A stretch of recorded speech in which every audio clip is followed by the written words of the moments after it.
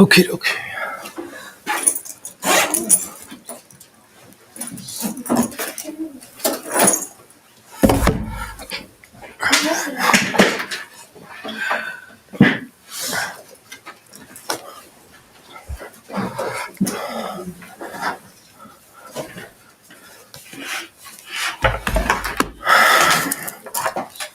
My God, this chair makes me feel so short.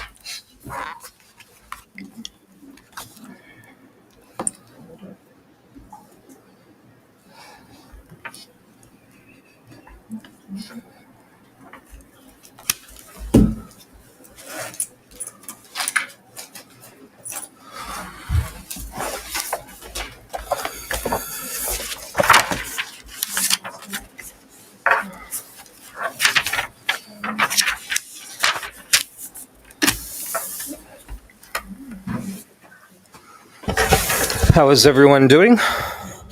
Alhamdulillah, good, good. So, as we wait for the rest to arrive, we are now at verse number 6. Is that correct? Okay. النبي أولى بالمؤمنين من أنفسهم. So, this verse that you're looking at, wa alaikum assalam.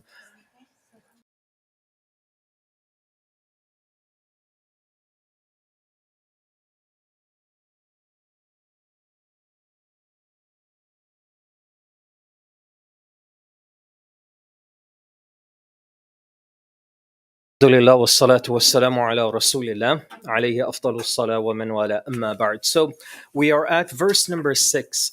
Today is going to be a session in which you're going to see even further and some of the challenges that the Prophet alayhi salatu wassalam had and the companions were faced with once the Battle of Ahzab began.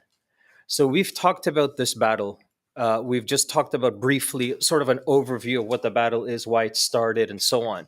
So today you're going to study all the ayat of this surah that deals with this specific battle.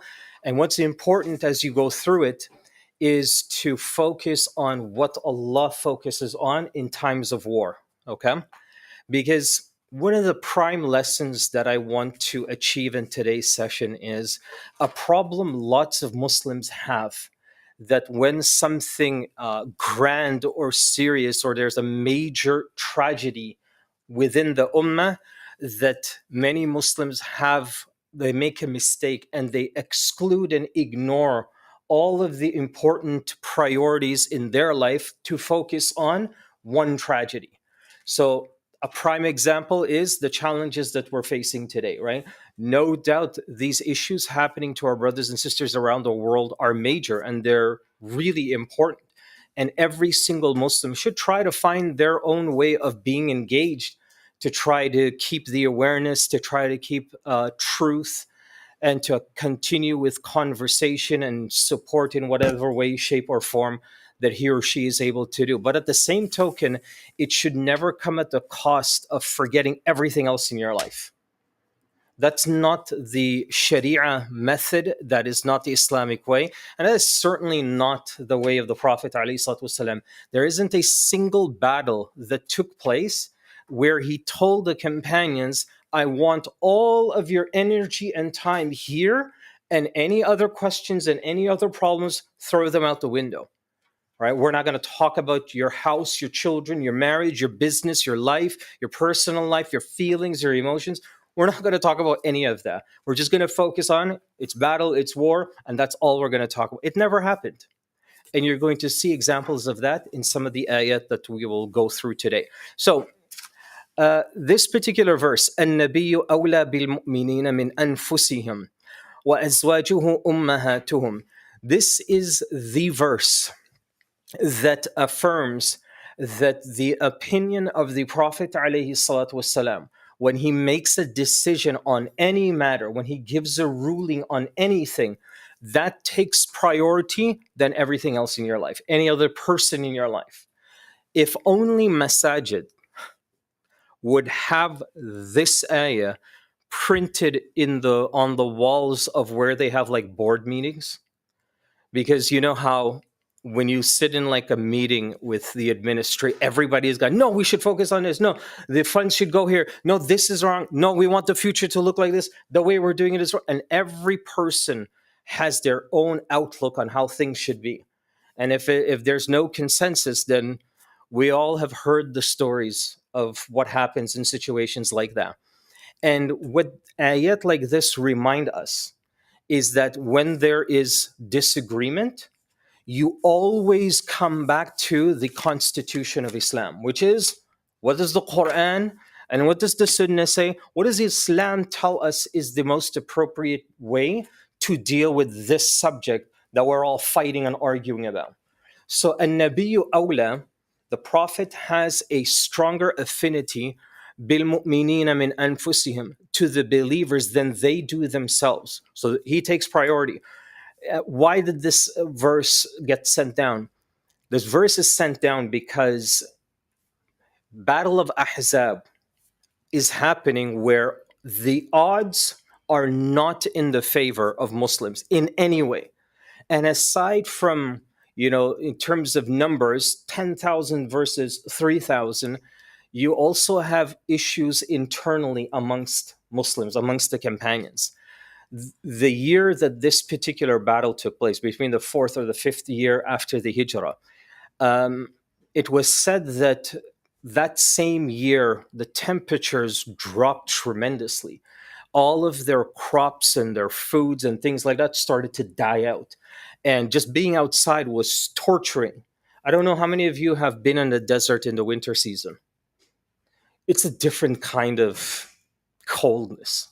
Like it's one of the it's a coldness that it penetrates through your skin.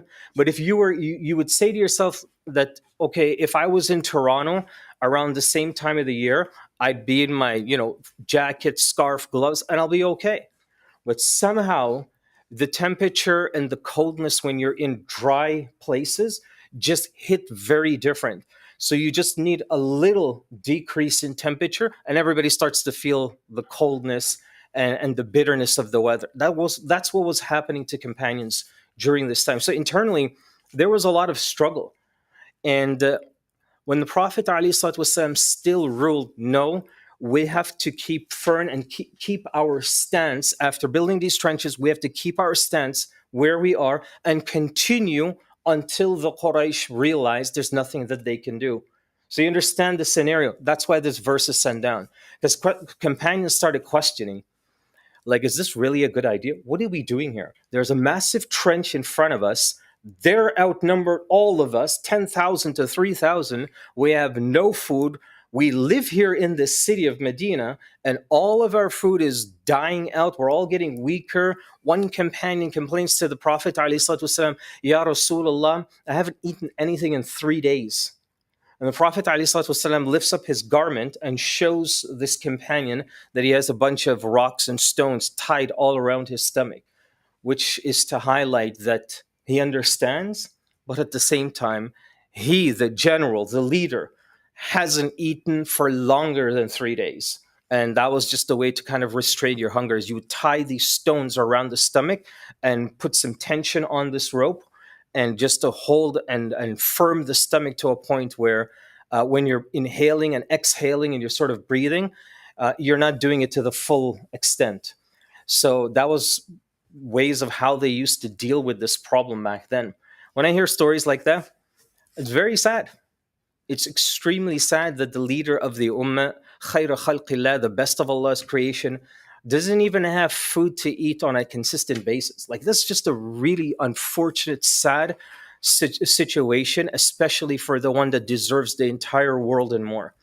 So, an-nabiyyu awla bil mu'minina min anfusihim. One last thing. What does this mean? When Prophet ﷺ says that his opinion and his hukm and his ruling should be prioritized over you and yourselves, that's exactly what the scholars all agree on, that it's talking about the rulings that the Prophet ﷺ issues to you and to the companions. That is awla. Prior to this, they could question him. Ya Rasulullah, that's not the right way to do it. Ya Rasulullah, that's not our culture or tradition. Now all of that is squashed. وَأَزْوَاجُهُ أُمَّهَاتُهُم, and his wives are their mothers. So the Prophet ﷺ's wives now become ummahatul mu'minin. So they become the mothers of the believers. This all has become official with this ayah. So these are things, phrases that we use all the time. So at least now you know in verse number 6 of this particular surah that these now have become an official ruling and an official hukum in Islam. You know, I have in front of me here a tafsir of Al-Baghawi, and he mentions that, believe it or not, there have been instances where, like, for example, who was Aisha radiallahu anha's sister? What was her name? Asma bint Abu Bakr, right? Asma was married to whom? Zubayr radiallahu anhu, right? So one time, there was a time where, now that he had married the sister of al-Mu'mineen, the mother of the believers, when they have children, they're supposed to call Aisha radiallahu anha auntie, right? This happened. And immediately Aisha radiallahu anha says, no, you can't refer to me as, okay, now she is my auntie. She's the auntie of all the believers as well. She's the mother, now she's an aunt, so she's the aunt of all the believers. What the point that I'm trying to make is that that is the only title that they are given, is Ummun, the mother of the believers. So even if they are an aunt to these kids, they will never, and it is haram to refer to them as anything but the mother of the believers. Understand? So even if they're an aunt, you can't say, oh, aunt of the believers. No. They always carry this one and only exclusive title, and it comes from this ayah.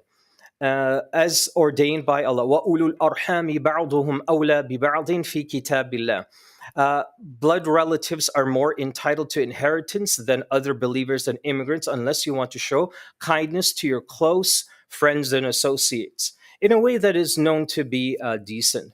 Here's the third thing that happens in this ayah now. This ayah now has made official that these categories of people, blood relatives, now are entitled for inheritance more than the tribe leader, the tribe members, your neighbors, your best friends, your teachers. They all now become secondary. Wa alaikum assalam. So the priority is blood relatives, right? So that is something we practice till this day. This is the ayah that makes it official. Okay. So بعضهم أولى ببعض. Inherit than the other believers and migrants. So other believers, migrants, immigrants. Everybody knows who that is. The Muhajirun. So those who migrated from Mecca to Medina. What happened is that the Prophet ﷺ, when he arrived in Medina, does anybody know what was the first task that he took upon himself and upon those who followed him from Mecca to Medina? What was the first task they took on as soon as they arrived in Medina? Does anybody know? Was it building a masjid? Was it to establish Jumu'ah? Was it to, like, okay, we need to create a board or an administration or a government for Medina? No. You know what the first thing he did? Alayhi salatu wasalam? Lots of Muslims don't know. The very first thing he establishes is a brotherhood amongst the locals of Medina with those who arrived from Mecca. The very first thing that he does is he creates a system, a support system, especially for those who don't have any support. Why are we emphasizing this? Think about what is the first thing that masajid and institutes and Islamic institutes across the world, what are the first things they start to think about when they establish themselves in any community? It's usually, okay, we need to get this program going. We need to get this halaqah going. We need these classes going. We need to get the marriage services, the counseling, and. But, you know, programs that really keep society together, counsel people's struggles, problems, building families, those kinds of support systems are either secondary or they don't even exist at all. They don't exist at all, which is a really big problem. So these ayat highlight to all of us that despite war is taking place, look at the reminder all of them are receiving. Now put this ayah into today's context. النبي أولى بالمؤمنين من أنفسهم. It's pretty easy to question the validity of Islam and the believers being the chosen ones of Allah subhanahu wa ta'ala. Because all you have to do is just look around and see how Muslims are, how they're being treated, how they're being portrayed. There's almost zero to nothing positive about us in front of the world in terms of our image, our religion, what a Muslim is, what they represent. There are tons of studies that have been done over the years looking at social study social studies of people walking the streets asking random people, what do you think about a Muslim, what do you think about Islam? And some of the answers, not even some, most of the answers are terrifying. They're terrifying. I don't even want to repeat any of them. So you have on the one hand that image, and on the other hand, we're being told, no, no, no, no. Listen to the Prophet ﷺ. No, no, no, no, no. Make sure that your family is taken care of. If you die, make sure that those who deserve or who need the money, wealth, and inheritance, the right people get it. So this ayah, another reason why it's given it to them now is, after Ghazwatul Ahzab, many more battles will take place. More and more companions will start to die. More and more will die. One of the first verses revealed in Medina was a verse we all know. What do we say when somebody dies? What's the verse we recite? Inna lillahi wa inna ilayhi raji'un. Yeah. It's one of the first verses revealed in Medini Quran. Why? Because most of the battles happen in Medini Quran, that Medini phase. So it was all preparation for them of what is to come. So, and blood relatives are more entitled, inheritance, believers, immigrants, unless you want to show kindness to your close associates. So the exemption of this rule still applies today, is that if inheritance needs to be distributed, but the family, the relatives, the siblings, spouses, they're all well off, everyone is okay. In this case, they are allowed to say, I don't want any inheritance. As a matter of fact, our neighbors down the street are struggling, and they don't have to be Muslim to inherit the wealth of a Muslim that's passed away. Okay? So you are allowed to give inheritance to people who are close to you, you know them. So the one rule with inheritance is that you're never allowed to give it to just random people. It's not like sadaqah. Inheritance is very strict, it's very precise. The recipients of inheritance are clearly mentioned in another surah, Surah An-Nisa. So in this case here, to show your kindness, to show your love and support for all people, close associates. So إِلَّا أَن تَفْعَلُوا إِلَى أَوْلِيَائِكُمْ مَعْرُوفًا. The word that is used to describe people that are close to you is awliya, from wali. So some of the scholars also say that you are somehow supporting that family or trying to help them out in some way. So you already have a relationship with whoever this family is, and they've been struggling. So you've been trying to do your best. If somebody in a family passes away and they leave a ton of inheritance, you don't need it. Other recipients have no need of it. Then in this case, this allows you now to share that inheritance with close family and friends, okay, which would otherwise they would not qualify to receive. Inheritance is a big deal, and it is the most complicated section of fiqh. The most complicated section or study of fiqh is the fiqh of inheritance. The ulama, if they want to test anybody on their knowledge of fiqh and their ability to give fatwa and rulings with wisdom and knowledge, the first chapter they start off is, they're not going to ask, okay, tell me all the opinions of where you should fold your hand. Is it up here? Is it down here? Is it down here? And give me all the proofs. They're not going to start with that. The first thing is like, okay, mother and father, 3 kids, one of the medium kid, the one in the middle, second child dies, and he's 20 years old, and he left us $1 million cash in his savings. Plus, he has this car and he has these assets. Now I want you to calculate who gets what and what should be distributed to whom. It's a science by itself. It's a science by itself, and scholars, they study and they have degrees specializing only in inheritance alone, because it's incredibly complicated and comprehensive, right?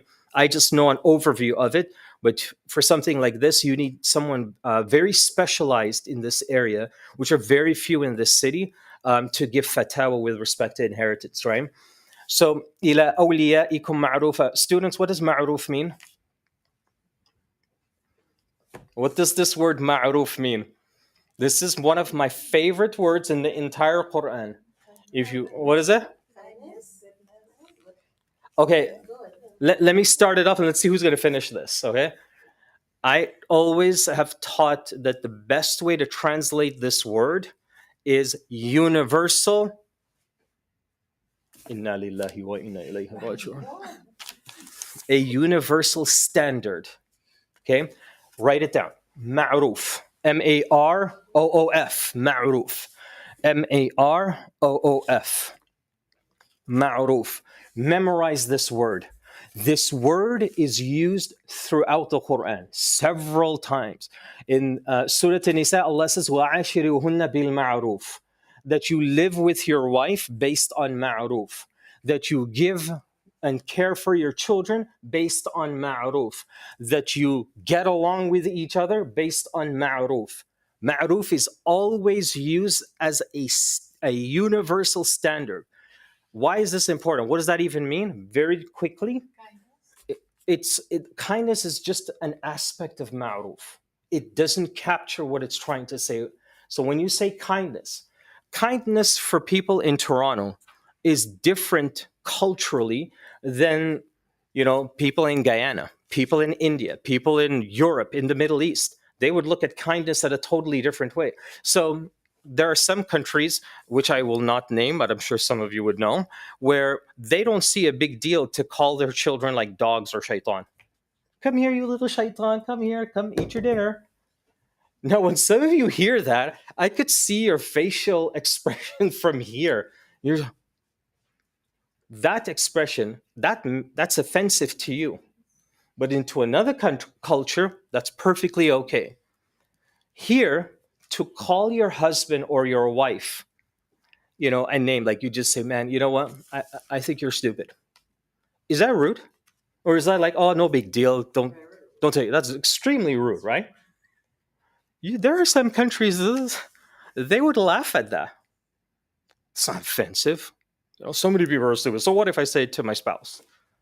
All of that was abolished with this one word. So to get out of this problem where I don't think it was rude, you take it rude, but I don't think it was a big deal. You hear that quite often, don't we, right? Whether it be in marriage or with communities and friends. Why did they take it so personal? I didn't mean it that way. Well, if they take it personally and they're offended by it, that's their problem. No, no, no, no, no. Your problem. You are accountable for those words. You couldn't control how somebody reacts. But the fact that you are the one that instigated to begin with shows that you do not know this concept. So how does Allah deal with this situation? Allah says what is universally understood to be kind to one another, that's the standard. That in Quran is called ma'ruf. So it's universally understood that you don't call your husband or your wife these names. Even if one of them says, I don't think it's a big deal, we don't care what you think. Because the Quran says that universally, you go to any culture or country around the world, the vast majority of people, when they hear a husband and wife talking to each other this way, they will say to you, that's not right, man. That's not healthy. That's not good for the marriage. That's called ma'ruf. Do you see what one word, how much problems it can solve? Just this one word. So Allah says that if you're going to distribute this inheritance to people outside of the list of recipients, if you're going to do that, then you're going to do it in a way that's ma'ruf. So in other words, if you go to a family in that community and it's known that the first recipients should be the children, they should be taken care of first, what do you start off with? The children, right? and then you work your way down to whoever else is there, right? So, and you start off with those that you are acquainted with, and you know something about before you get to families and communities in whom you don't know anything about, right? So you go down the list. So ma'ruf is used in that same context here as well. كان ذلك في الكتاب مسطورا. This is decreed in the book of deeds. كان ذلك في الكتاب مسطورا. It is recorded and preserved, meaning now it's legislated. Remember this, in Arabic, every time something is acknowledged that it's been written down, that means it's now been become wajib or compulsory. Another example is fasting. يا أيها الذين آمنوا, O people of Iman, كتب عليكم الصيام. It's been written that you must fast. The ayah doesn't say it's now wajib for you to fast, or فرض عليكم الصيام, or it's been made fard that you should fast. What's the word that's used? From kitab, to write down, to preserve. Why? Because in Arabic, when you say you write down something, it means you're trying to preserve that thing. You want it to be permanent. So when Allah says that now everything mentioned in this ayah has now been preserved in a book of deeds, in a book of righteous deeds, in other words, now it becomes official law. It is legislated in Islam what has to happen with respect to inheritance. Mastura, it's been comes from the word satar. So this is one of just like unique words in ayat that I, every now and then I'll try to point out to you. So satar, mastura, okay, it means that it was outlined crystal clear. The hypocrites continue to talk against the Prophet ﷺ. How did they do that, students? With respect to this ayah, look what Muhammad did to you guys. He set you guys up. 3,000 to 10,000, you guys got no chance. Who was the leader of the hypocrites of Medina, students? Abdullah ibn Salul. Okay, Abdullah ibn Salul. Memorize his name. He comes up all throughout the surah, or not come, but he's referenced to. His name is not mentioned, but he's referenced to in the surah. Abdullah ibn Salul. Salul. Salul. Salul.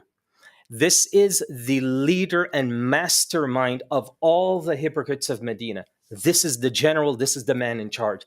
This is the man that sparks the rumors, that sparks the insults, that tries to degrade and embarrass and bad talk, backbite and lie, and all the works against the Prophet ﷺ.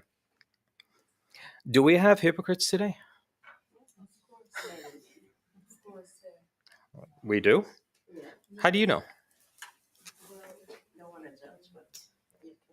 There are reasons why I'm asking this, by the way. So, how do you know? One thing and do another thing. Are we all guilty of that at some point? Yes. Yes. So, are we all like we have some hypocrisy in us? But it depends. Every human being will, at some point, say one thing and do something else. So, what's the separator? It depends if your heart and others what you're saying. So, if you, for example, for example, you're saying something but it sparks up a big problem for everybody else, and it's Okay, so we'll take that same point and say the separator is two things. Okay, before I tell you what this is, nobody should ever go to somebody and call them a hypocrite. That is a major accountability or claim in the sight of Allah. Major. No Muslim has the right to go to another Muslim and because of something they said or did that contradicts their actions or what they've proposed to you, then you say, well, you're just being a hypocrite. What you can do is you can point out actions that are hypocritical. What you're doing right now is are the actions or the behavior like a hypocrite.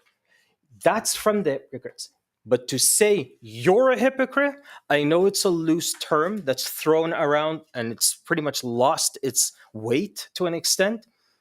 But only scholars, if you really want to be serious about this, it's only ulama that will come together. Like just listen to how this is done. Listen to how this term of being a hypocrite is thrown around in this day and age.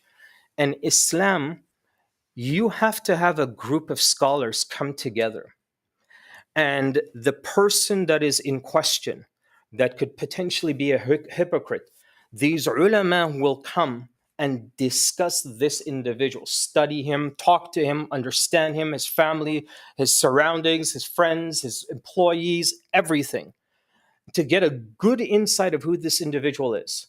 And after however long it takes, then they will determine that this individual is indeed a hypocrite.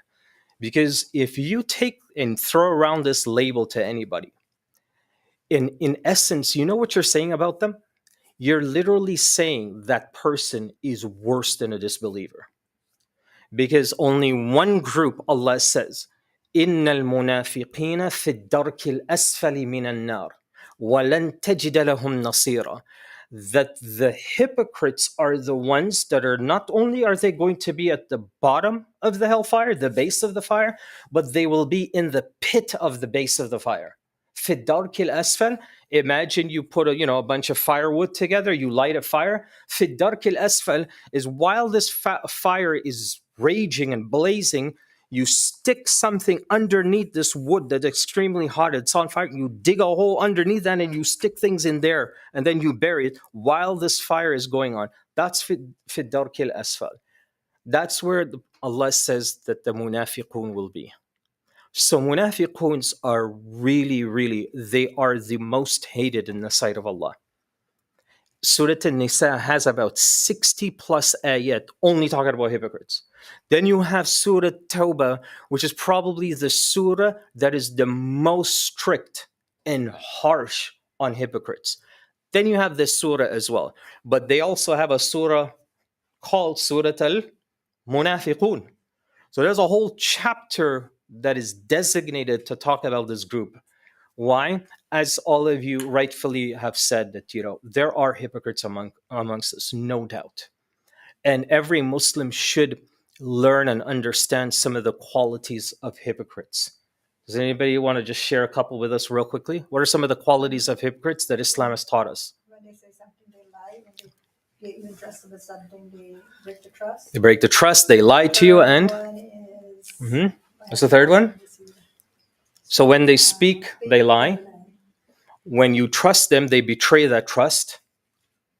And when you have a contract with them or an agreement with them, they break that agreement, like they won't fulfill the agreement to its fullest.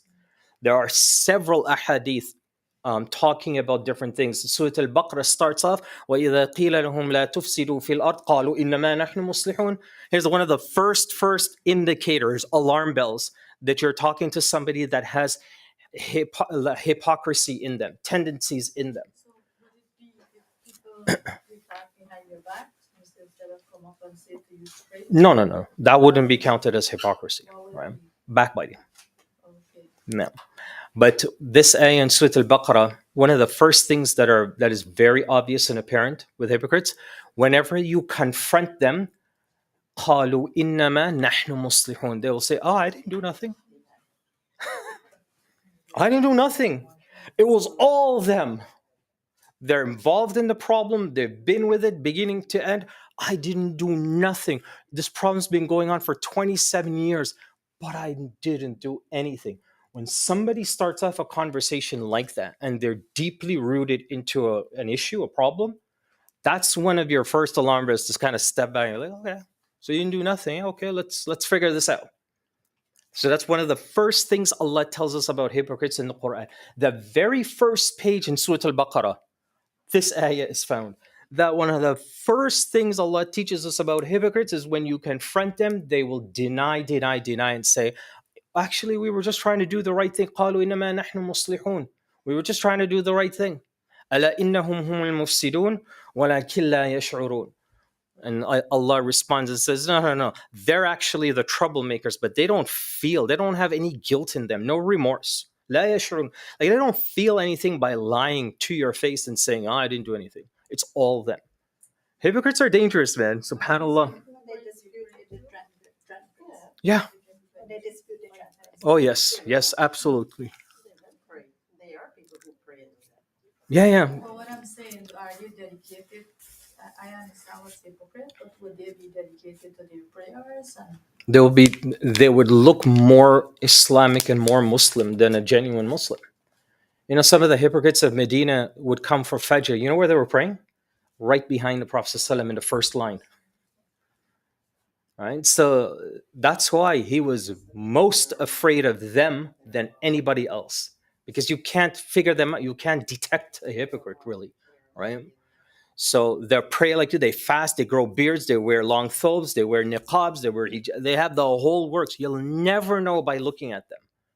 But these are some of the things that are highlighted in Quran for us to sort of look out and to be conscious of, right? So the Hypocrites continue to talk about the Prophet ﷺ and saying, oh, don't listen to him, he's crazy. So what does Allah do? النبي أولى بالمؤمنين من أنفسهم, that he is priority even from yourself. So that's why another reason why this ayah is given. The hypocrites just continue. You know, it's amazing to me that the battle of Ahzab is happening and they're so outnumbered by the Quraysh, yet still these guys, they just add more fire to fire. Like just this is already a crisis situation, just add more problems and more crisis. So one of the first, so remember I told you that today you're going to see internally what the Sahabas are dealing with as this battle is going on. This is number one. The hypocrites continue to be the troublemakers of society, and this battle did nothing different. It just they continued with it. And who was the leader? Abdullah ibn Sulul. Remarriage should be a big deal. Marrying should be encouraged and welcomed in families. So when we're talking about inheritance as well, so what ends up happening, why I put this term here is that also, many of the companions, their spouses would pass away, right? Especially the wives, their husbands will pass away and are killed. So this taboo started to come out and become more and more prevalent in Medina society. What was it? She was married before, so go. Yeah. And there are cultures that have that same attitude till this day. There are cultures that carry the exact same taboo, the exact same narrative is pumped out where, oh, she was married before. And I'm saying she, because 90% of the time, unfortunately, the sisters are the victims of that, where they're labeled, they're written off, they're pushed aside, they're ignored because, oh, she was married before, she has 3 kids, don't even bother. That sort of thing. And that is not only un-Islamic, it's just plain and simply wrong. It's haram to do that. Right? And most of the wives of the Prophet ﷺ were all married at some point prior to him. Okay?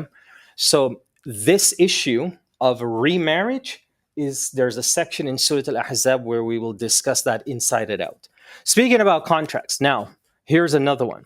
وَإِذَا خَذْنَا مِنَ النَّبِيِّينَ مِيثَاقَهُمْ وَمِنْكَ وَمِنْ نُوحٍ وَإِبْرَاهِيمَ وَمُوسَى وَعِيسَى بْنِ مَرْيَمَ وَأَخَذْنَا مِنْهُمْ مِيثَاقًا غَلِيظًا. Students, remember this word before you look at the translation here.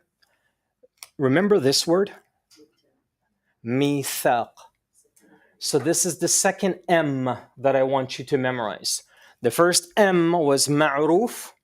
The second M is mithaq. Okay? What is mithaq? This is what mithaq is. It's literally a covenant. Both parties fully understand the seriousness of the agreement. What makes a mithaq singled out from other types of contracts is mithaq will change your life. Your way of life is impacted in some way, shape, or form. So, marriage in Quran is also called. It's also called mithaq. We all know that marriage is a contract. It's an agreement between the husband and wife. We're going to be married. That's why we have, as part of one of the things that have to be done when a nikah is done, is ijab and qabul, a proposal and acceptance. That's the contract. Once they both agree, that they will come together as husband and wife in accordance or the teachings of Islam. That's called a mithaq. The mithaq now is solidified, it's complete. What I want all of us to take from this word is the word is the same word used. Take a look at it. And remember when we took a covenant from the prophets, the contract or agreement that prophets make with Allah, oh Allah, you decree on me, you order me to give the message to so and so, to give the call to, call this nation, this people to you. I will do that and I will fulfill that responsibility. That agreement between the prophets and Allah is called a mithaq. The agreement, a treaty agreement between two countries is called a. So when you look on the grand scale of how this word is used, come back to home now. Marriages are called mithaq. That alone, just by that title, highlights how serious marriage is. So when there's a problem, you're just like, okay, I'm done. I meet couples like this all the time who are like the first 2 and 3 years, like, I can't stand him. I can't look at his face. When he brushes his teeth, oh my God, there's so much mess he makes. And then she'll say something else. Oh my God, you got to see how he eats. The way he eats, it's like a bear that was just released and just went crazy. And it's annoying. And then the clash. I didn't grow up this way. You didn't grow up this way. My mom taught me never to do this. This was all that we did in our house. And the clash happens quickly. Now you should know. What's the first step in resolving these differences? Go back to the first M. What is the best way to bring these two lifestyles and cultures and background together on one platform? Forget what you grew up with, forget what you're used to. Let's do what's right and best for the both of us. So you grew up in a palace, you grew up on the streets. But in this city, if we can get like a 2-bedroom apartment, that's a great start. So let's aim for that. Not, I don't care if you work at Walmart, get 4 more jobs and get me the palace that I'm used to. Can't do that. You see what Ma'ruf does? How it bridges these two different worlds? Now, when you come to Mithaq, this is going to address those who trivialize the relationship, trivialize marriages. Have you heard a hadith that Allah gets angry when a divorce happens? Right? This is not an authentic hadith, but the wisdom in the hadith is authentic, which is it's referring to the people who take divorce carelessly. And like, you know what? I don't care. Go. I don't care. I don't want to see your face anymore. Do whatever you want. Like that kind of attitude. I understand in the heat of the moment in the argument, maybe they talk to each other that way. But you got to let the waters come in and come back and be like, are you serious?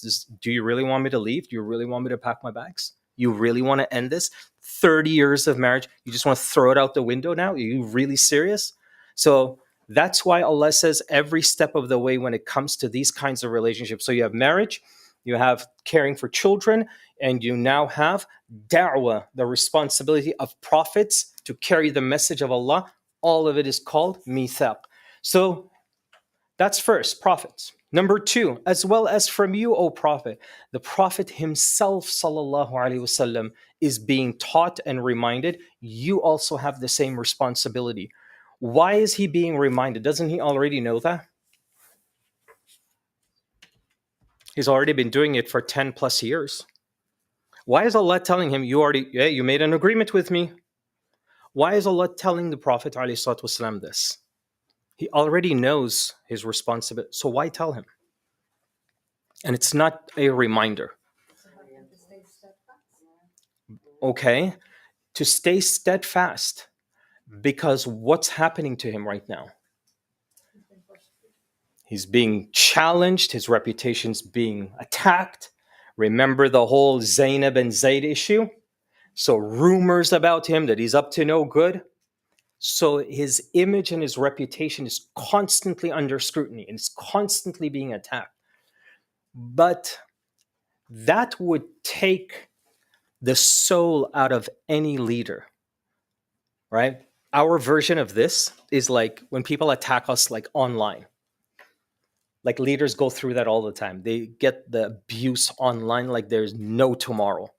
And it's really tough sometimes to say to yourself that despite every out of 5,000 comments, 4,998 of them want you to die.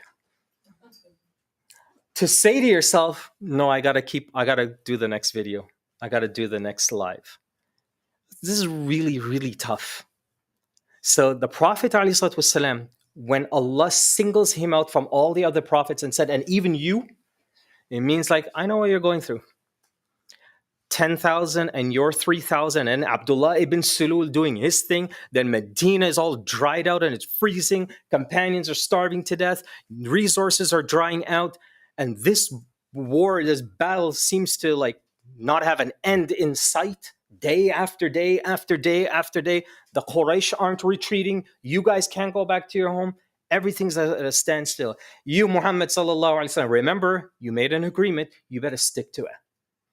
وَمِن نُوحٍ وَإِبْرَاهِيمَ وَمُوسَى وَعِيسَى بْنِ مَرْيَمَ. All of them did the same. We did take a solemn covenant from all of them. What a reminder, subhanAllah. You know, this is the kind of reminder you need in these times. No matter how much we are hated or scrutinized or targeted, to just hold on. That's called ghalidha, by the way. So Allah describes mithaq ghalidha. Ghalidh is describing this, what a mithaq is.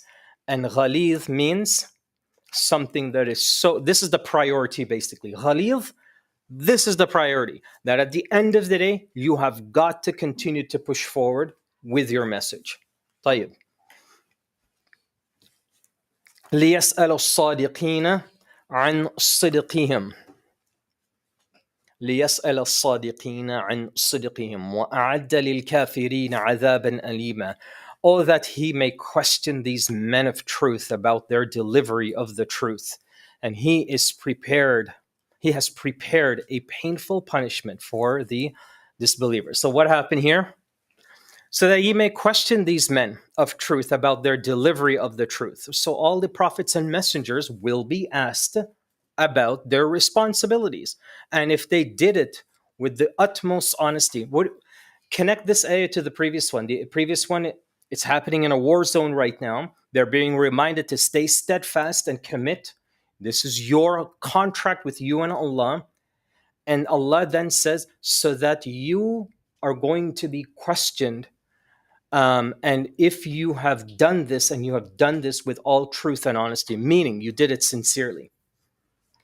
So put that together.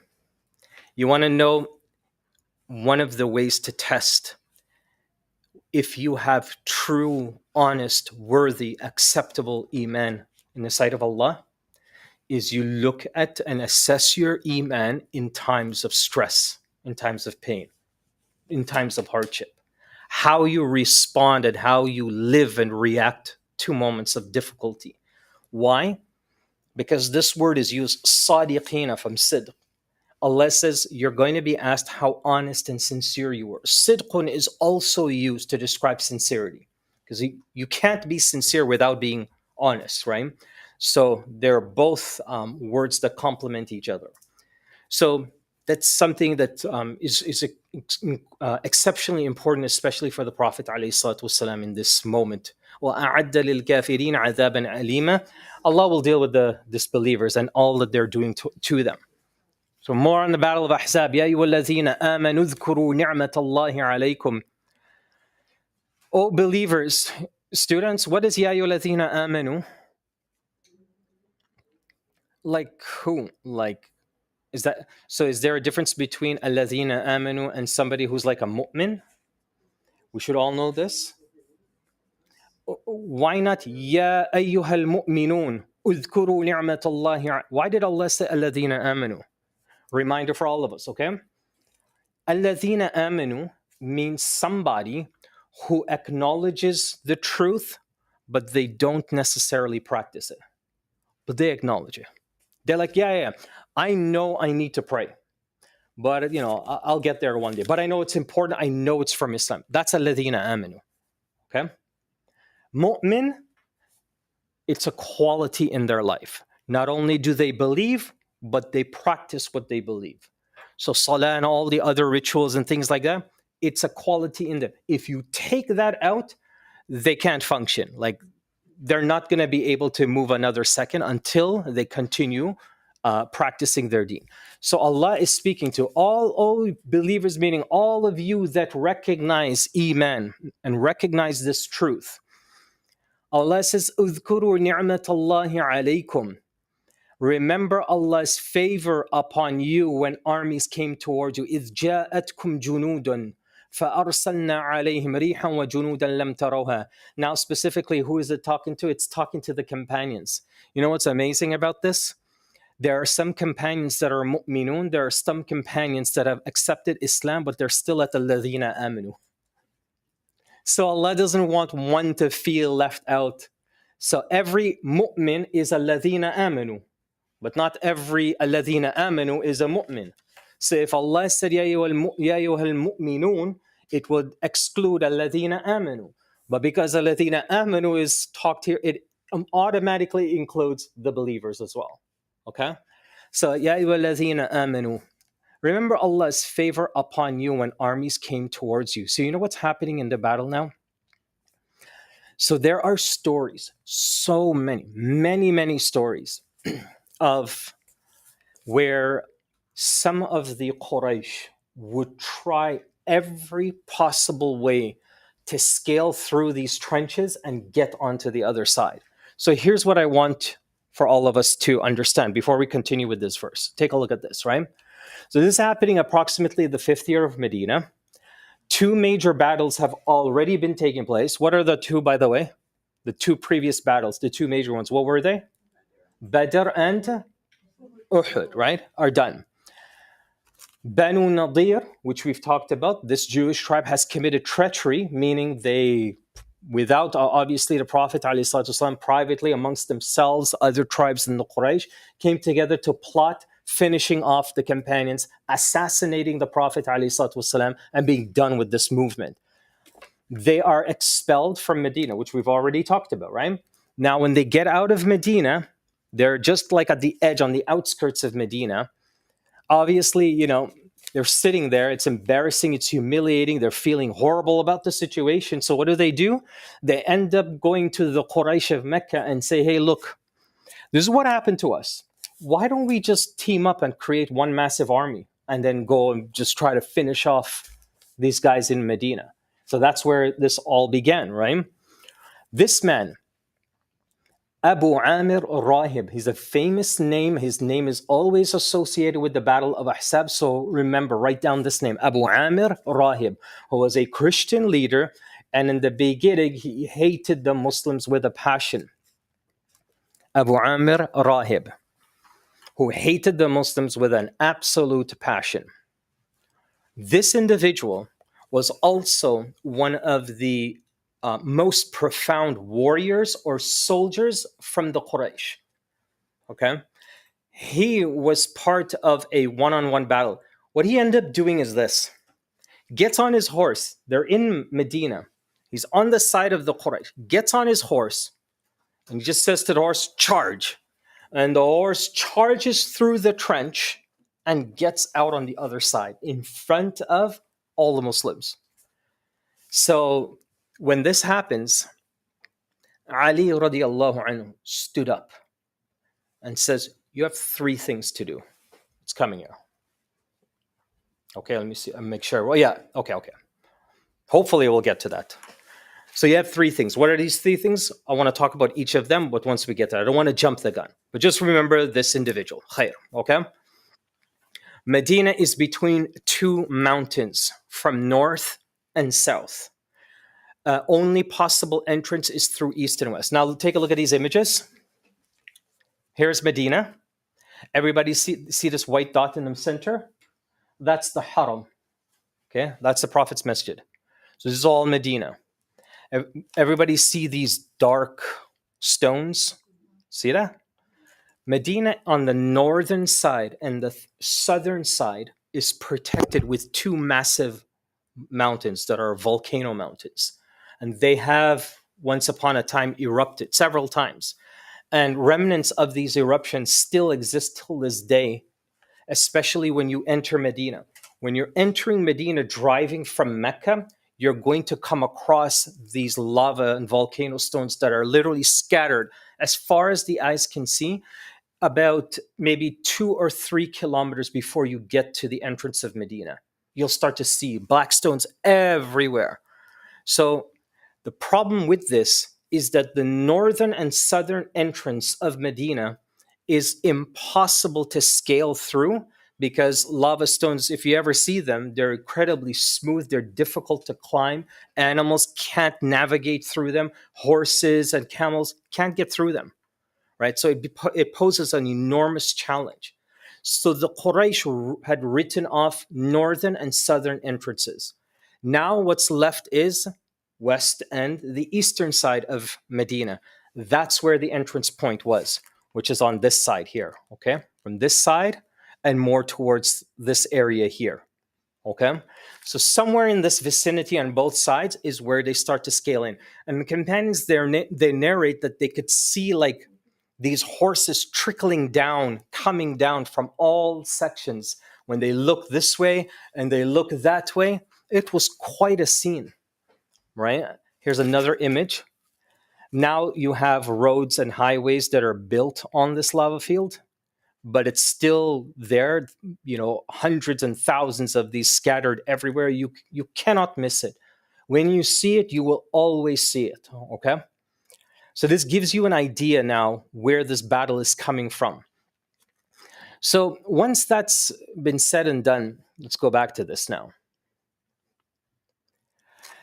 The first thing Allah reminds them, now this battle is starting to take shape. اذكروا نعمة الله عليكم. Because what did Allah do here? The ni'mah that Allah wants the companions to be reminded of is جاءتكم جنود.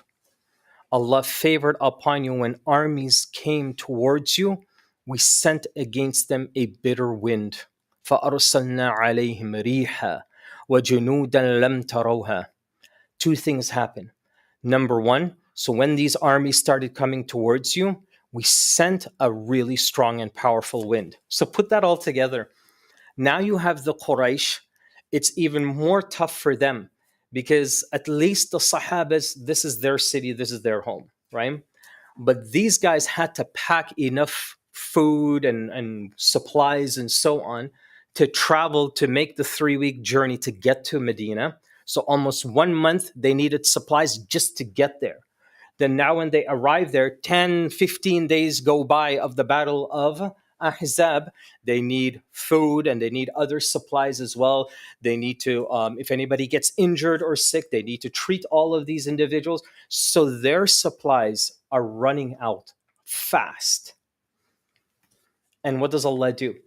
To add to that, Allah sends these fierce winds. Anybody ever seen a sandstorm before? They're terrifying. They're absolutely terrifying. It almost looks like the desert came alive and stood up in front of you. It's just, it is absolutely terrifying. It literally looks like a beast pushing its way to you, and it'll cover the city. So sometimes this desert storm would just come randomly from all places, and sometimes it would originate from one area and it would start to travel, these high winds pushing the sand and literally burying the entire city. So with all the challenges they have, now they have this problem to deal with. And then in addition to that, وَجُنُودًا لَمْ تَرَوْهَا, and we also sent forces you could not see. What is that talking about? How did companions know that Allah had sent angels? They couldn't see them, but they saw the after effects of them. So they would watch like one of the Qurayshis, right? Sitting on top of their horse, just relaxing. And all of a sudden, the horse gets up and makes a run for it on the opposite and just literally escapes with that Qurayshi on top. And it looks like the horse has lost its mind.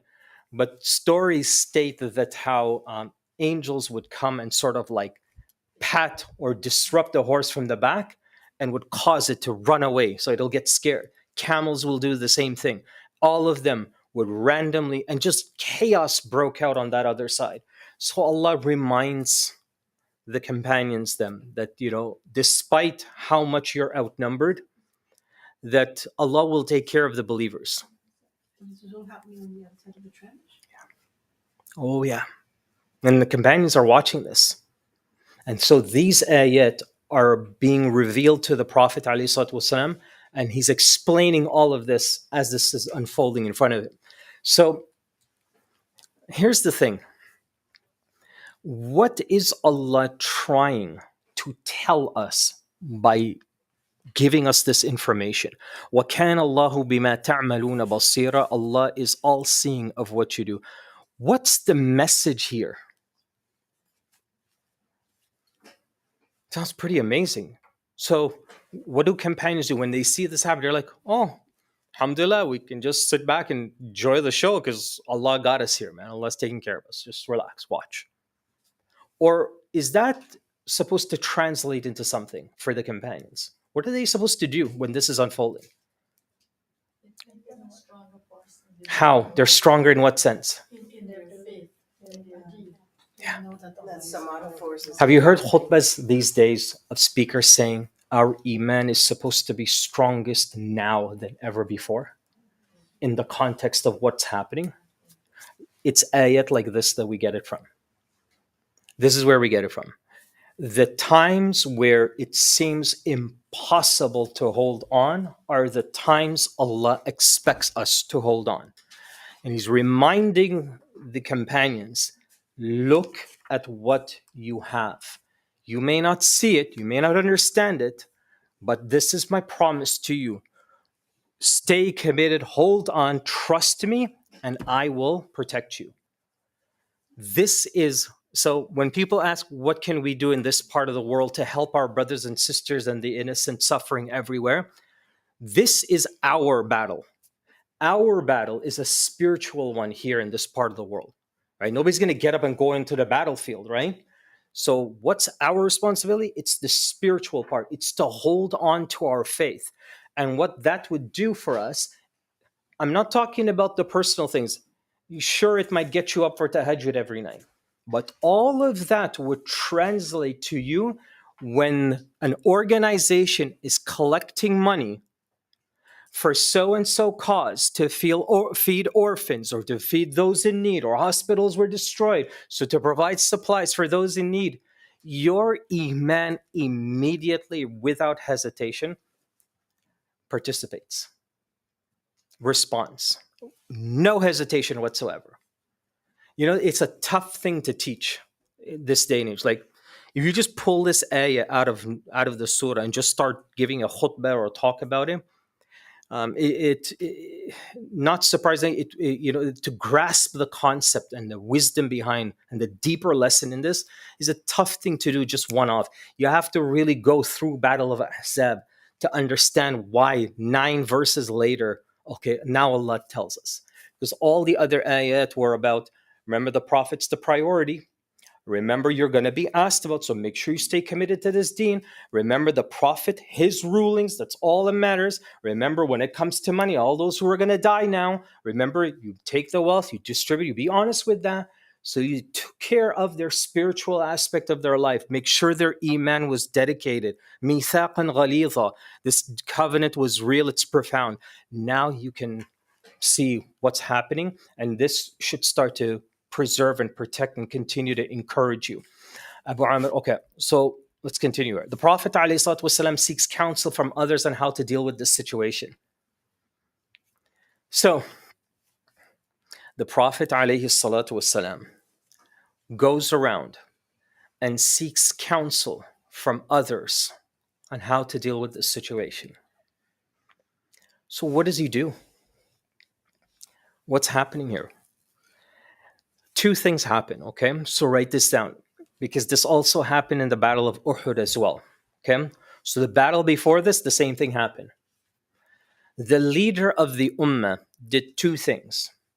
When he got the message that the Meccans, the Qurayshis, have mobilized and they're making their way to Medina for the Battle of Uhud as well as Ahzab, the first thing he does, alayhi salatu wasalam, is he goes to the youth and the young people of Medina and asks them, what do you guys think we should do? How do you think we should respond? What do you think the youngsters said? What do you think the youngsters would have said? Do you think they would have said, Ya Rasulullah, let's just wait. Let's think this through. Or, Ya Rasulullah, let's fight right now. I'm going to Mecca first. Yeah. They jumped the gun. Ya Rasulullah, let's just fight. Let's be ready. Let's try to put as much resources together and let's just fight it through. Which reminds us of something about young people, right? Of just kind of jumping the gun, not thinking things through, just jump in and inshallah khair, you know? So that exact same reaction happens. Doesn't the Prophet ﷺ already know that about young people? Doesn't he already know? Okay, I'm not going to probably get the wisest or most comprehensive response to this. So why bother asking? He wants to get them involved and that they feel that they were part of the decision. Okay. Keep them involved, be part of the decision. Anything else? Who are the future Sahabis that or Sahabas that are going to be in battle after him, alayhi salatu wasalam? Them. So what does he do? He gives them an opportunity to participate in this leadership by sharing some opinion. Whether it's good or bad, he will decide that, alayhi salatu wasalam. Because why? You saw the verse now. An-nabiyyu awla bil mu'minin. Like his ruling is going to be final. But he's going to listen to everybody. This is the first thing. So specifically with the youth, it was to kind of just put and plant a seed. Also, it was to get an understanding from all of the followers, all of his followers, no matter how young or old. So you're basically going around to as many people as you can, get as much information, gather as much opinion and people, their suggestions of what you do, get as much of that as possible, and then you go and you decide back with the rest of the senior and leaders amongst the companions. Then you go back and discuss it. So it's also to gather as much as possible. Okay. The second thing that he did, alayhi salatu wasalam, is he went to the senior companions as well. And he did the same thing. The senior companions are the ones who came together and said, Ya Rasulullah, Ya Rasulullah, let's just think this through. Okay, we have to come up with a strategy. Salman al-Farisi is amongst the senior group. He suggests, so he is the one that came up with this idea of digging a gigantic trench. Okay, the name is Salman al-Farisi, which we mentioned last week, right? And what this will do, the goal, I don't think we mentioned this, but the goal behind this trench was to split the Quraysh army into bits and pieces. So like, if some will go in, some will hesitate, some will go and get stuck, some will go and get back out, and it'll just be chaos. So if whoever is able to make it across this trench to the other side, 3,000 plus companions can deal with that. Because now you have a massive army that's completely split up into pieces now, right? So the strategy was genius, and it worked, okay? I need to go back and make one retraction. This name here is not the story that I told you of the person that dug through the trench and came to the other side. That is a different name. It just came to me, so just make sure you make that correction. Keep this person's name. This man's name was the person that came up with an interesting idea. He came up with this idea. He went to the Prophet ﷺ. So later on, this man became Muslim, right? And he went up to the Prophet ﷺ and he suggested that, why don't we, he says to the Prophet ﷺ that I have experience with battles and experience with tribes and leaders, having problems with each other and tension building amongst each other. I have experience. I understand. I've seen this happen before. So he says, Ya Rasulullah, would you allow me, let me go to this Jewish tribe, Banu Nadir, that's sitting on the outskirts of Medina. Let me go to them and see if I can, like, stir up something between them and the Qurayshis of Mecca and see if there could be some kind of disconnect, because that would be to our advantage anyway. So the Prophet ﷺ gives them permission to do that. He goes to the Quraysh leaders. So he goes to Mecca and he sits with some of the leaders of the Quraysh and he says to them, he's like, listen, the last two battles you guys had with the Muslims. Well, he starts off, he's like, so how do you guys feel about Ahzab? You guys preparing and so on. They're sharpening their swords. They're getting all their shields ready. So you guys feel, you guys have 10,000, they have 3,000. How do you guys feel about this? They're like, well, it's done. It's in the bag. We got this. There's no way they can be victorious. So what he does is he says, just like how you were victorious in Badr, right? Just like how you guys managed with Uhud. Yeah, Uhud was devastating, 70 plus, but they still put up an unbelievable fight. If it wasn't for that last part of Uhud, where the Prophet ﷺ put those companions on that little mountain, Mount Aina, the mountain of two eyes, and told them stay there. If that didn't happen, the Muslims had already destroyed you guys. So looks like your strategy's been working pretty well so far, right? And then they stop and like, wait a minute. So then even though we got the numbers, this might still turn out as a loss for us. So he comes up with a suggestion. He says, listen, I got an idea. Why don't you send a couple delegates to go to Medina and live and try to like integrate with society and stay there for a while, right? So that way you already have sort of like an arm in Medina, and hopefully they can gather some intel. They can see the movements of the Muslims, what their next step is, and you'd get this information, and that would be to your advantage. Like, it's a great idea. So what do you think they did? They sent a bunch of delegates to Medina, settled in there. So this man, Abu Amir, goes back now to the Jewish tribe that got kicked out of Medina and says, you know what happened? Those Qurayshis in Mecca, instead of sending you guys back to Medina because you guys lived there, they took one of their own people and sent them back in there. So they're in there right now. How does that make you guys look? So now this tension started to boil between the Qurayshis themselves, right? What do we call this today, by the way? There's a name for this kind of... Hmm? I wrote it down here. Anyhow, there's a specific name for this, and the point is that he basically created propaganda. Yeah, that's the word I was looking for. He created this propaganda, and everyone started to believe this. And that's it. Everybody started to believe the Qurayshis now are going against this tribe when they're supposed to be on the same team. And now who are these people in Medina? And it just created this disconnect. So now they have tension amongst themselves. All this, do we have the same strategy amongst Muslims from everyone else around? Is that also being used against us today? One of the, I don't like to get into politics, but I mean, one of the reasons why most of Muslim countries are constantly being invaded and there's this disruption and things of that nature is to create this chaos, right? One of the reasons why, and this is happening since the time of the Prophet ﷺ, when you can go into a people that have always cooperated and got along with each other, with their neighbors and the extended community and other countries, and go and flip that upside down and disrupt it. Now, when it comes time for them to come together to defend, to protect, to provide, it's absolutely disaster. The entire government system has collapsed. The political system has been completely collapsed. We see examples of that all day, every day. Just think back of every Muslim country, and just think back of all that's happened, what it's caused. Like, I mean, again, like there's obviously much more to it, but just on this one point and relating it to this situation, it's very interesting, but not new. So the crops are low. We talked about this. Weather is freezing. Times are extremely tough. The Sahabas were reciting these poems while they're digging the trench.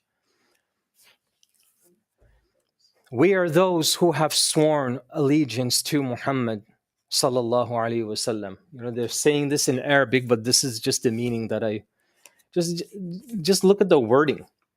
We are those who have sworn that we will support the Prophet ﷺ in this struggle, in this battle of jihad forever, as long as we live. We will give our life for him.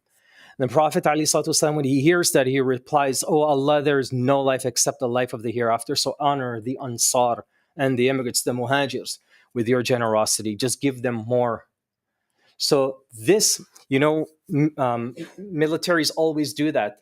Like they'll be chanting different slogans. 1, 2, 3, 4. Who's the best of them all? And they'll just have like these slogans and different things to get everybody all riled up, to get everybody in a certain like mode and a certain focus. So it's kind of like a similar thing. But look at the words that they're chanting. You know, it's all about love for Allah, love for the Prophet ﷺ. We're in this day. We all know that stories. Was the Prophet ﷺ also part of digging this trench? Yeah. The Prophet ﷺ is in the trench working with the rest of them. So this was also the media propaganda. So the same name that we shared with you earlier. And this trench strategy was extremely successful. How much of the Muslims were lost in the Battle of Ahzab, students? Yeah, about five or so, or even less. Excuse me, even a little more, 5 to 7, right? And how much of the Qurayshis? Yeah, 2 or 3. That's it. So, in terms of loss of life in comparison to all the other battles, it was they were able to keep that and hold that together. This is the name that I wanted you to write down of the one who confronted Ali, Amr ibn Abdul Wad. Amr ibn Abdul Wad. He was also called Waddan and Waddun and Wud. Doesn't matter. All of it the same. This is the name. Okay. So don't mix the two that I did. Just hopefully that's clear. So this is the individual. Look how old he was. He was a beast. Sorry, is that the individual who hated the Muslim? No. That was the one who was sent to Mecca and did all of that propaganda. Yeah, that's one. And now this is a second name. This person here. Yeah. So just on her. So Yeah. if he hated the Muslims, why did he go in between the two? Because he basically caused this. Yeah. So this was yeah. Even though you didn't like him after. No. This was all prior to him before he became Muslim, right? But he was somebody that was not an enemy to them. Just because he was a Muslim doesn't mean that he wasn't an enemy. He recognized the leader of the Muslims, and he would refer to him as Ya Rasulullah. And all he did is like, would that be okay with you? I go to them and I just talk to them and see, this would be in your, this would be an option to you. It'll be a benefit to you. I said, okay, Ya Rasulullah. Prophet ﷺ gives him, okay. This is the one and only time this ever happened anywhere in Islamic history where one person was allowed to do this. Media propaganda and creating that sort of thing is something that scholars discuss in great detail. And obviously, it has a lot to do with the whole honesty factor and how much you can bend certain things in order for defense and protection for yourself and people, right? Which is a separate subject by itself. But Amr ibn al-Wad, this is the man. I'm glad I wrote it down here. Okay, he's the one who went to create the propaganda. No. That's the other name that I gave you. This person here. Yeah. Amr Rahib. Abu Amr Rahib. He hated Muslims according to this. Yeah. This was prior for him becoming Muslim. But just because he wasn't Muslim, it didn't mean that he was an enemy to them, right? We don't know anything about this individual except this name. This one story seems to be attributed to him. When I did research on it, I found several other versions, but they were very strange. So I don't want to use them. Right? This seemed to be one of the more common versions of this story. So I will leave it at that. It's very long. I think I came across this was months ago, maybe 6 or 7 different versions. Some of them very long, and they mention all sorts of things that we don't need to talk about. So this individual now, Amr ibn Abdul Wad, he is the one that verses Ali radiallahu anh. Amr is a 98-year-old warrior. So this man was extremely tough. And he is also the leader of all of the warriors of the Qurayshi them. Okay, he's the leader. Like, this is their most powerful guy. It's amazing. Out of 10,000, a 90-year-old is their guy. So he was a beast. So when he confronts Ali radiallahu anh, it was said that Ali had a beard that extended from one shoulder to the next. Okay, he was also, a large, big man, and he was also the guy that the companions would turn to. The stronger, the more brave, the more powerful, all of that stuff. There's a story of Ali radiallahu anhu who one day stood in front of all of his friends, the other companions, and said, and they were wrestling backwards. He was pinning everybody down with ease, throwing them. Not the wrestling you see like WWF. No, that's not real. That's not wrestling. Wrestling in its classical sense was that you push and shove and you try to drop the person to the ground and pin them there. Once you drop them, you're done. But it's all about brute strength. You're not doing like pile drivers and swing them and stand on a rope and fly. None of that stuff, right? So Ali proved that he was the guy. And he started to boast one day. He's like, nobody can pin me to the ground. I got all you guys. So there's a person there, the Prophet ﷺ, and he asks and he says, did everybody have a chance to wrestle you? So Ali said, yeah. So the Prophet ﷺ says, no. There's one more person that hasn't had a chance. So Ali got all tough. And he's like, okay, who's this person? Bring him to me. So the Prophet ﷺ says, listen, tomorrow after Dhuhr, come under a certain area. He pointed to an area under a tree and said, come after Dhuhr there and you'll meet this person. Next day, Ali is there right after Dhuhr, staying, waiting, real pumped, ready to see who's this guy that would be his first challenge. And this man comes up to him and his face is all covered. And the man just looks at Ali and says, Al-Ula, round one. So they shove and push back, and the man pins Ali to the ground. So Ali gets a little confused, gets back up. He's like, okay, well, let's do it again.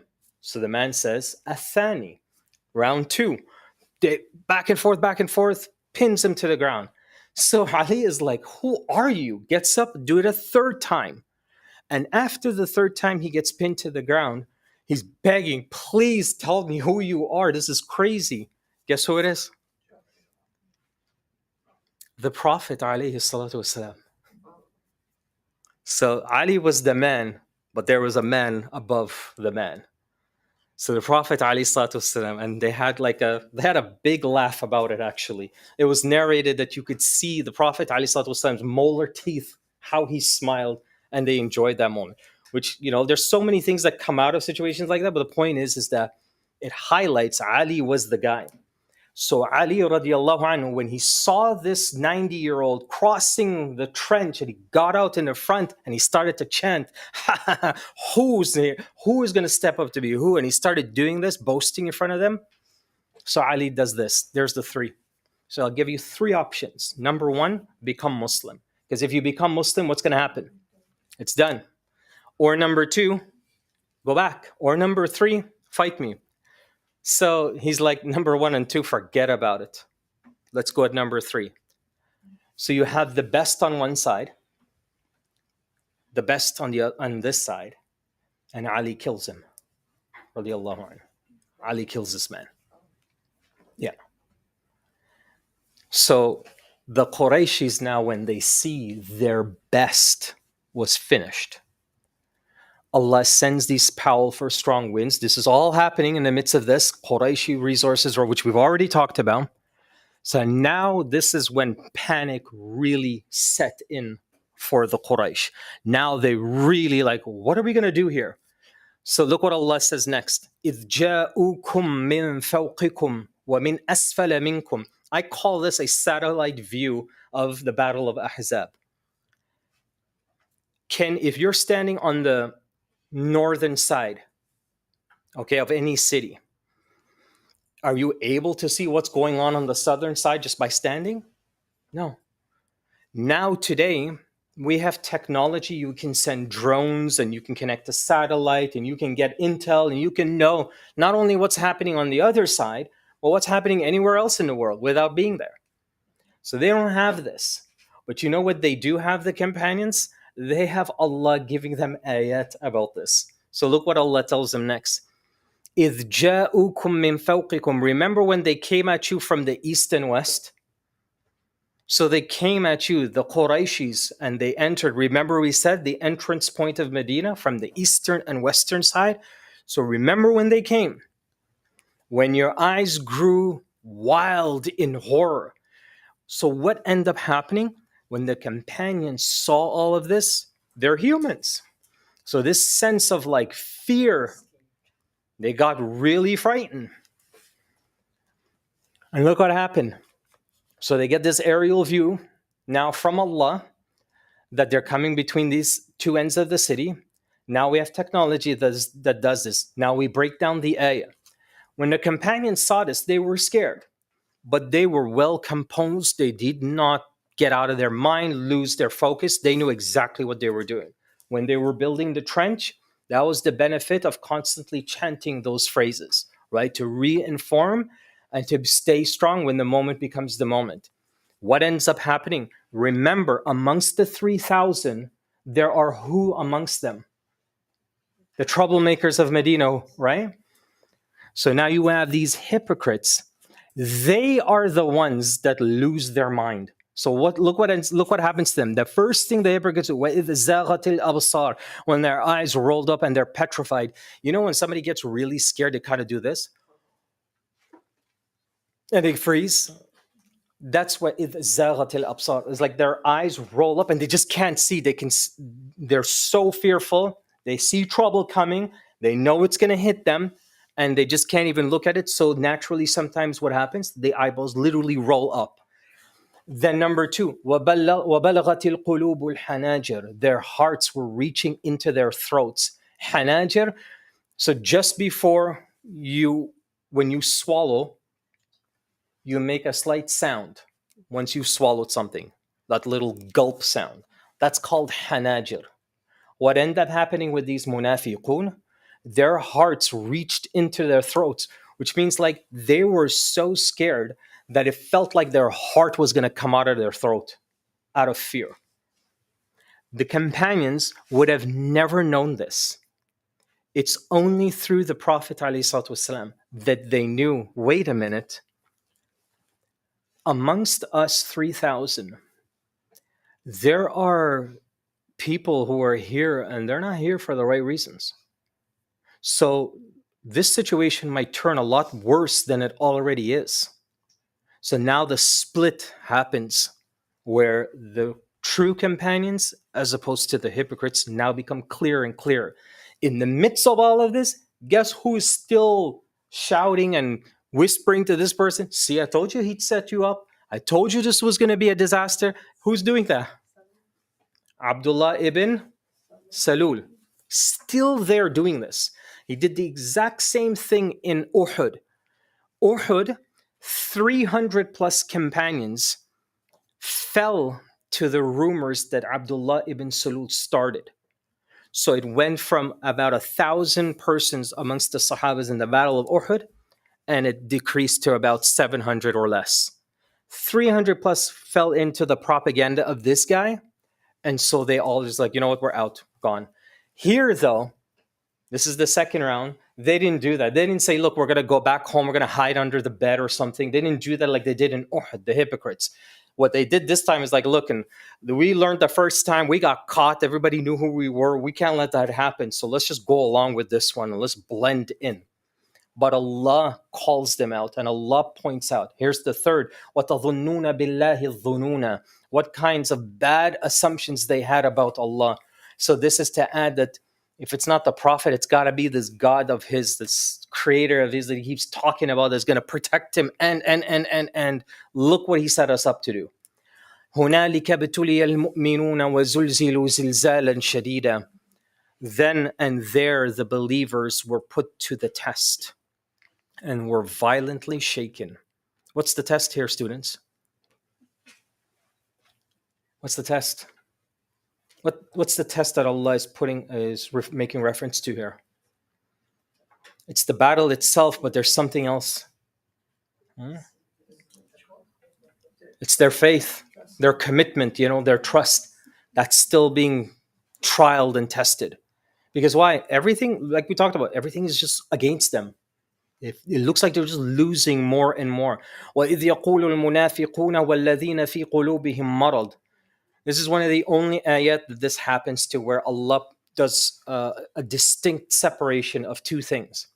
When the hypocrites, that's one group, but then there is, and those with sickness in their hearts. Munafiqun are people who are sick, spiritually sick in the heart. But this ayah is now singling out another group. So who is this group?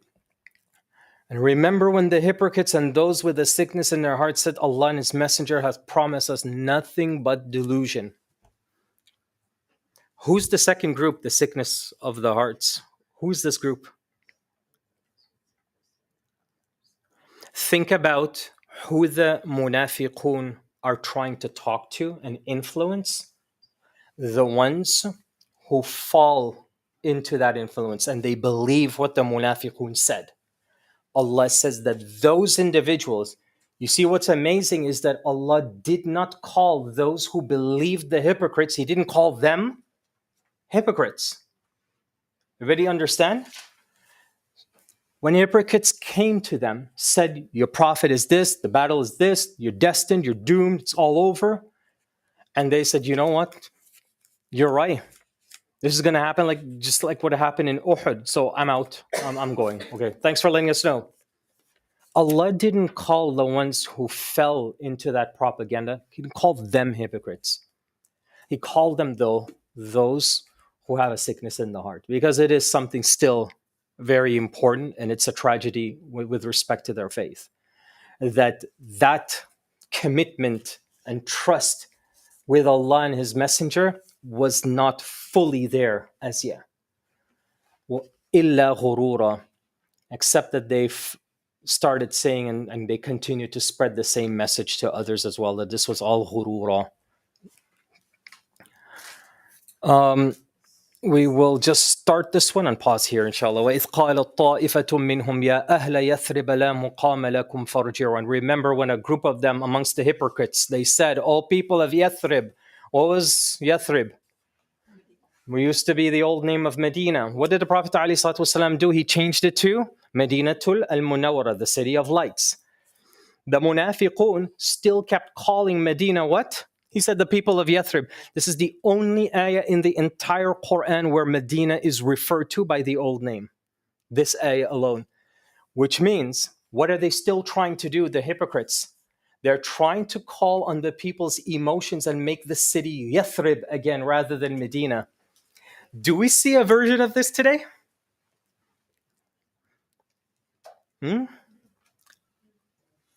Instead of calling it Palestine, you call it what? Do you see? We see the same thing today. So they're doing the same thing. They're like, oh, people of Yathrib. Forget this whole Medina. It's Yathrib now, okay? It's always been Yathrib. Same exact thing. This is one of the reasons why this surah is so important in today's world, right? So they're doing this to get to the emotions of the people. There's no point in you staying. So لا مقام لكم فارجعوا. Go back. So go back to where you came from. Go back to your homes. Go. Just don't waste your time here. واستأذنوا ويستأذن فريق منهم النبي. Another group of them asked the Prophet ﷺ. So the hypocrites are encouraging. Some of them leave. Some others of them, they're like, okay, you know what, hypocrites, just wait a second. Let me go ask the Prophet ﷺ if it's okay to just leave. I don't want to participate in this battle. So a group of them asked the Prophet to leave, saying our homes are vulnerable. So this is some of the excuses they came up with. How do you go to your leader and be like, okay, listen, I don't want to take part in this battle, but I don't want you to think that I'm a coward. So listen, somebody's got to be back in the homes and protected and make sure the Qurayshis don't get into our homes and steal our children and our food and our wives. And so somebody needs to, I'll take it upon myself, Ya Rasulullah, to protect this village, to protect this community. So that's what they said. Our homes are vulnerable.